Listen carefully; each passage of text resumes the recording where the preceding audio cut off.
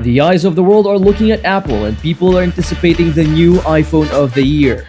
The iPhone 13 was launched 9 months ago in September 2021, and it provided great promise with its new upgrades. Do you think the next generation is headed towards better upgrades? This year, the iPhone 14 is set to be launched in October 2022. Are you excited? Because I am too.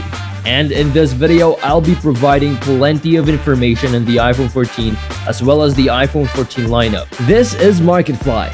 Tune in and let's see what's in store for us in the next few months.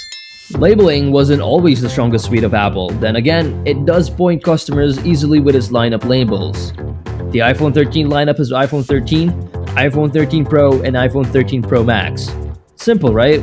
They're just adding Pro and Max at the end.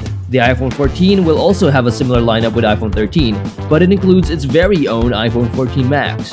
Yes, they just added the Max without the Pro.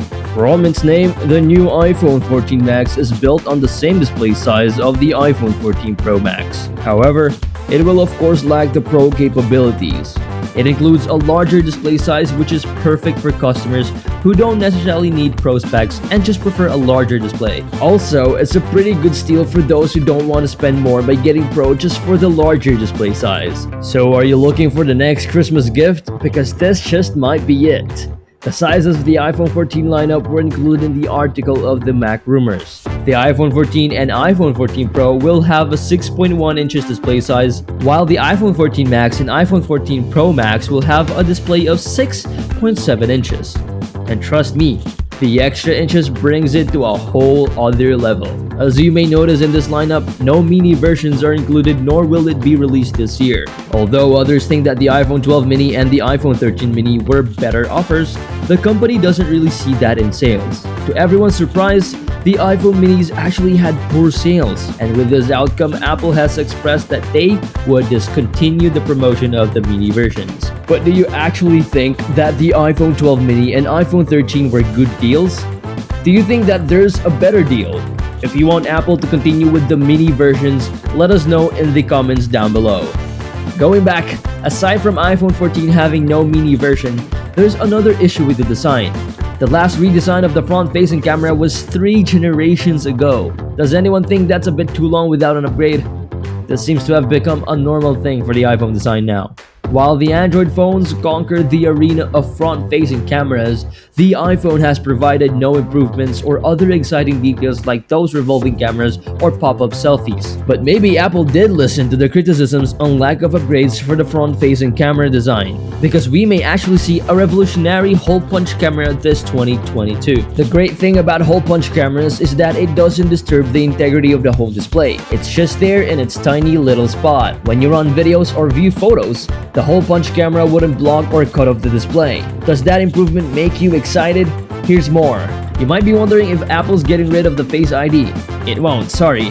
For those that don't like the Face ID, Apple is on the go to actually upgrade it.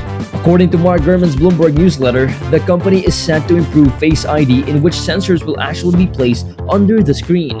The camera will still be a screen cutout since under displays would decrease the camera quality. Maybe in the future, cutting-edge technology will improve on this, but for now, the iPhone 14 will stick with a screen cutout. Aside from the Face ID, do you remember the Touch ID? Unfortunately, the Touch ID and fingerprint sensors won't be an option in the iPhone 14 lineup. This is simply because developers learned from the Samsung S21 that optical under-display scanners are not the best choice due to it being slow despite a high-end chipset. But don't let that get you down. The iPhone 14 will have a back redesign.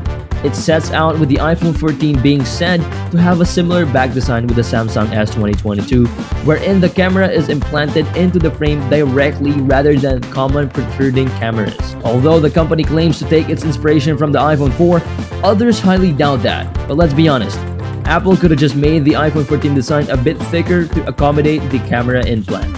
But what do you think? Should Apple just make the next iPhone models thicker, or should they just go through the camera implant time? I want to see your comments below. If you have a better alternative, your suggestions are greatly appreciated. Who knows? Apple might be listening. Back to the topic at hand, although it seems to be seen, the dangers of cameras being implanted in the back design are the leaks. This problem was identified by Samsung, but it is unclear if Apple has actually provided a solution for that. With regards to the actual phone casing, iPhone 14 went from aluminum to titanium. Yes, that's right, the iPhone 14 Pro models will have the titanium casting. This new Ultra design will of course increase the price, but it may be a good trade for better protection and lesser weight. I mean, come on, we know that everyone wants a lighter phone model. And although some would argue that this new upgrade is also the reason for including vapor cooling chambers, the iPhone has always proven itself to not overheat.